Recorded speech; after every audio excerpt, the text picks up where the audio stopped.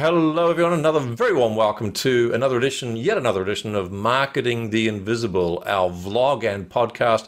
Very warm welcome to Rebecca Caroe, who is beaming out to us from Auckland, New Zealand. Am I right? Is that where you are, Bex? That's right. Rower extraordinaire. And in addition to that, as a sideline, no, actually, I think it's her main gig, she's a business-to-business marketing specialist whose clients really like the idea of incoming leads. So we share a lot in common in that respect. But Rebecca's got some extraordinarily practical, pragmatic, doable, achievable, and it's like that. It's like the shower power stuff you buy in the supermarket. It has a big sticker on it and it says "shock." It works. It actually works. And so that's what Rebecca does, stuff that actually works. So the subject is how to lower your website bounce rate in 7 minutes. And we've got 7 minutes for that. It's a really interesting subject. I've never interviewed anyone on the subject before. And at the start, when you gave me the title, I thought, well, that's a bit weird. And then I thought about our own website and all the visitors we have and what we could do. That got me interested. So our 7 minutes starts now. Rebecca, as I said, very warm welcome. Let's kick off. Who's your ideal client? Anyone who owns a business website who wants to start a conversation or sell something through their website. I recognize that a lot of businesses don't actually have a shop online, particularly if you're business to business. But what you do want is for someone to get in touch so you can start a discussion with them. Right. And so what's the problem you solve? Second question.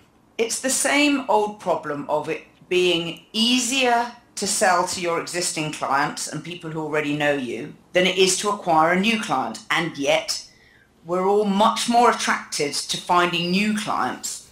And so the problem we solve is how to keep our existing clients who already know us buying a second, a third, a fourth time from us. Okay. And so if someone's got that problem, what are some of the symptoms they're experiencing where they could go, okay, yes, that sounds like me? Statistics, you can find out number of people visit only one page on your site. Now, this is called bouncing in the terminology. If you only visit one page, you are deemed to have bounced off the site. Or in the immortal words of Avinash Kaushik, who's a very famous man in this field, I came, I saw, I spewed, I left. Now, we don't want that. You want people to look around and ultimately to get in touch. Looking around generally involves looking at more than one page in your site. And so if you look at the analytics and find out how many people are bouncing, what percentage of people bounce off different pages, that'll give you a clue as to the scale of the problem. Right. So if we looked at it from another angle, if we solve the problem, what's the benefit to the owner of the website? There's a couple of benefits. One is that you probably know on your website what you want someone to do, e.g. pick up the phone, get in touch, fill out the form, check out on the shop. Right. So the benefit is you get better at pushing your visitors towards doing what you want them to do. And that comes in two ways. One is you have a defined pathway or pathways through the site that you want people to take, which can mean hiding menu items and making it less obvious that everything's available. So what you don't want is to be like the child in the sweet shop who wants one of everything. Right. Actually, you're better to say, no, you can only do two things. You can only have red sweets or yellow sweets. Which do you want to begin with? And then you push them to click one of those choices.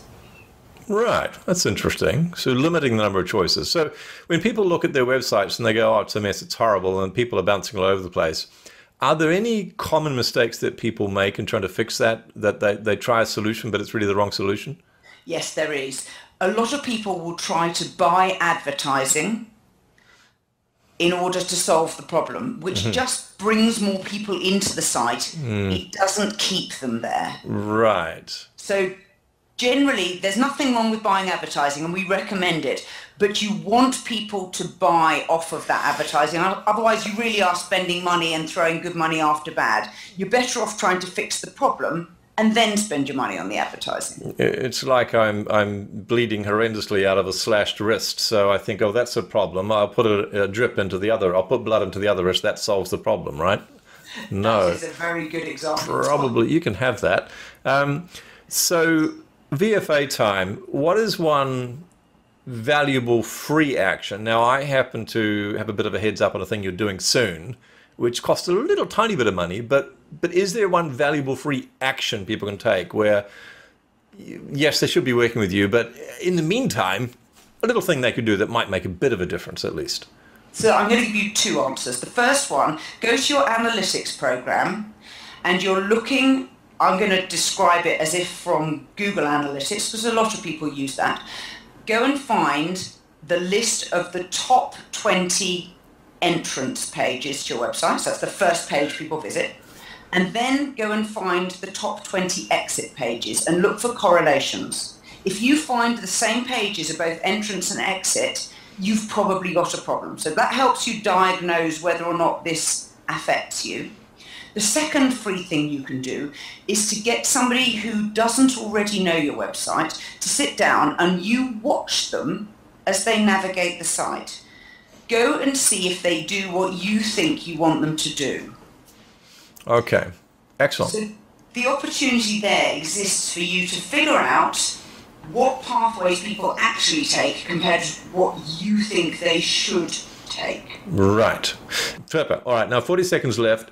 Valuable free resource. I'm going to answer this one before you because I know the answer. It's Creative Secrets, Agency Secrets. Just seeing if you picked up the deliberate mistake, Rebecca. creativeagencysecrets.com/blog. Go there, subscribe. You get lots of useful tips. In just around 15 seconds, I'd say, one valuable free tip from all your years of experience, SEO, bounce rates, lead capture, anything, less than 10 seconds. One valuable free tip, please. On every single page, know the next thing you want someone to do. Thanks for checking out our Marketing the Invisible podcast. If you like what we're doing here, please head over to iTunes to subscribe, rate us, and leave us a review. It's very much appreciated. And if you want to generate 5 fresh leads in just 5 hours, then check out www.5hourchallenge.com.